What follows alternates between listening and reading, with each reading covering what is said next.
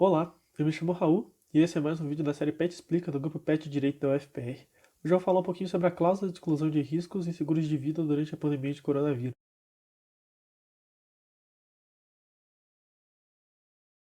Bom, inicialmente é importante entender o que exatamente é um contrato de seguro. O contrato de seguro, de acordo com o artigo 757 do Código Civil, é aquele em que o segurador se obriga, mediante o pagamento de um prêmio, à proteção do interesse legítimo de segurado contra riscos pré-determinados. Assim, o bem protegido pode ser o interesse tanto patrimonial quanto pessoal do segurado, e os riscos cobertos sempre possuem previsão contratual, assim como os riscos excluídos. Portanto, todo contrato de seguro possui risco expressa previsão de cobertura e riscos expressamente incluídos, que sempre devem ser interpretados restritivamente e em favor do consumidor, como indica o artigo 47 do Código de Defesa do Consumidor. O surto global de coronavírus foi reconhecido em 11 de 3 de 2020 pela OMS como uma pandemia, e a pandemia acaba por gerar diferentes efeitos sobre diferentes tipos de seguros. Os seguros patrimoniais, como os residenciais ou veiculares, tendem a ter uma queda na sinistralidade, uma vez que menor circulação de pessoas diminui o número de acidentes. Ao passo que seguros pessoais, como seguro-saúde, seguro de vida, seguros contra acidentes pessoais, têm um aumento exponencial na sinistralidade, em razão da propagação do coronavírus. O aumento substancial na taxa de sinistralidade traz enormes impactos financeiros sobre as seguradoras, o que justificaria a existência de uma cláusula de exclusão de riscos derivados de pandemias, epidemias ou endemias presente na maior parte dos contratos de seguros. Contudo, mesmo com a existência dessa cláusula expressa de exclusão de riscos, muitas seguradoras já têm se antecipado e realizado pagamento de indenizações mesmo em casos de óbitos por Covid-19. Entretanto, o contexto atual traz a pergunta: é lícita a cláusula de exclusão de riscos derivados de pandemia? Bom, no Brasil, os contratos de seguro privado são fortemente regulados pelo Estado, sobretudo por meio da SUSEP, a Superintendência de Seguros Privados, que acaba traçando diretrizes gerais para as condições gerais e para as apólices de seguros no Brasil, o que faz com que a maior parte delas tenha certa uniformidade com as cláusulas. Ao regular os microseguros de pessoas, na Circular 440, de 27 de junho de 2012, a SUSEP permitiu, em seu artigo 12, que fossem excluídos riscos derivados de epidemias ou endemias reconhecidos por órgão competente. Com relação aos seguros de pessoas, a lista de verificação de setembro de 2012 da SUSEP também permitiu que fossem excluídos riscos derivados de epidemias ou pandemias. Isso faz com que a maior parte das cláusulas de seguro de vida tenham como previsão expressa a exclusão de riscos derivados de epidemias ou pandemias. Contudo, existem alguns projetos de lei tramitando no Congresso Nacional que buscam obrigar as seguradoras a realizar o pagamento de indenizações nesse tipo de situação. Um exemplo é o projeto de lei 2103 de 2020, proposto pela senadora Mara Gabrilli, que já obteve aprovação no Senado e atualmente tramita na Câmara dos Deputados. Entretanto, para entender a licitude e como funciona essa cláusula de exclusão, é primeiro necessário entender como funcionam as seguradoras no Brasil. Todas as seguradoras possuem três fundos financeiros para os quais se destinam o pagamento do prêmio dos segurados.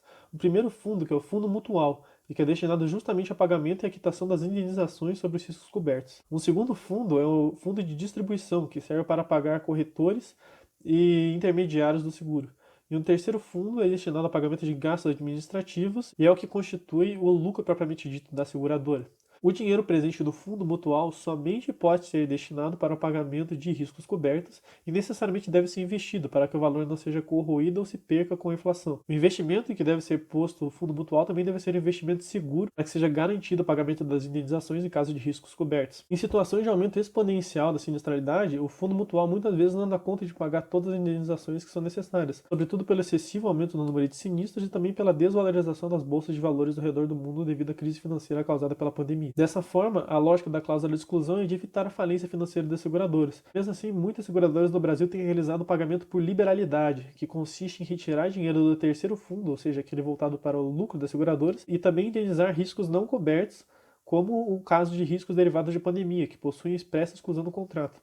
Portanto, tal pagamento por liberalidade é possível e lícito desde que não seja retirado do fundo mutual. Mas mesmo diante dessa possibilidade de realização do pagamento por liberalidade, cabe questionar: as seguradoras são obrigadas a realizar esse pagamento? Ou seria possível um afastamento da cláusula de exclusão para que esse pagamento derive do fundo mutual?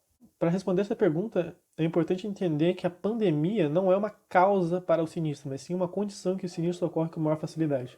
Então, a redação dos contratos de seguro normalmente é um pouco dúbia com relação a isso, porque ninguém nunca morre em razão da pandemia de coronavírus, mas morre em razão da doença individualizada que é o Covid-19. Então, a pandemia não constitui uma causa, mas constitui uma condição ou uma circunstância.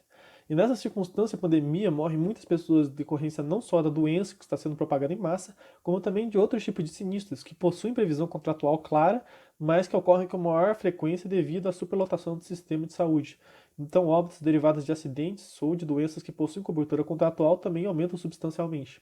Com relação aos óbitos de sinistros que possuem previsão contratual, o pagamento da indenização é a medida que se impõe, uma vez que a interpretação contrária seria abusiva contra o consumidor e faria com que todas as indenizações fossem afastadas em razão da pandemia. Da mesma forma, os óbitos derivados de concausa com o coronavírus, isto é, se alguém morre de uma doença conjuntamente com o coronavírus, a indenização deve ser paga, pois a interpretação em prol do consumidor favorece o risco coberto e que possui previsão contratual que também foi causa da morte juntamente com o Covid. Entretanto, ainda há situações em que a morte decorreu exclusivamente da doença Covid-19. E nessas situações, a tendência é que os tribunais também interpretem os contratos para afastar a cláusula de exclusão. Uma vez que se configura a situação excepcional, o contrato sempre deve ser interpretado em favor do consumidor e do bem comum, como preceitua o artigo 5º da LINDB. Ainda existe precedente do Superior Tribunal de Justiça que permite maior flexibilidade na interpretação das coberturas dos seguros de vida em situações de exceção. Então é muito provável que a tendência dos tribunais seja de interpretar que a cláusula de exclusão deve ser afastada mesmo nas mortes decorrentes apenas por Covid-19. Mas nesse contexto, então, surge o questionamento de como vai ser o futuro das seguradoras. E é provável que um dos primeiros resultados seja um aumento do valor do prêmio, pois com a cobertura de um novo risco derivado das pandemias, deve haver uma compensação pela elevação do valor do prêmio para que o equilíbrio financeiro seja alcançado. Uma segunda consequência provável é que se crie um pool de resseguro voltado justamente para situações excepcionais como a de pandemia, que evite a falência das seguradoras.